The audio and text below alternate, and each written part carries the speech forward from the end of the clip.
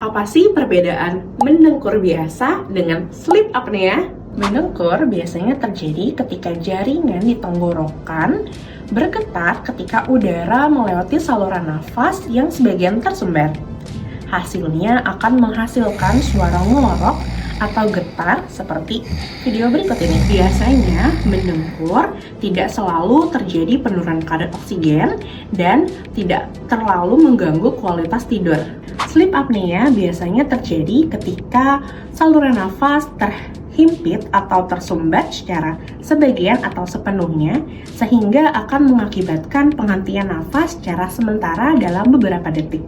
Gejala sleep apnea biasanya yang paling utama adanya henti nafas secara berulang-ulang sepanjang malam, lalu mendengkur dengan keras, dan terbangun dengan rasa terengah-engah. Dampak dari sleep apnea biasanya akan terjadi gangguan pada kualitas tidur pasien, penurunan kadar oksigen, mengantuk pada siang hari, serta dapat menimbulkan komplikasi penyakit lainnya seperti penyakit jantung, paru, dan lain-lain.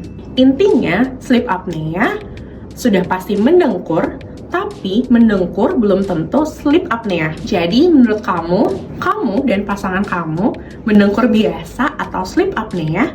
Daripada bingung, mendingan langsung yuk ikut screening tes gratis sekarang di www.apnea tidur.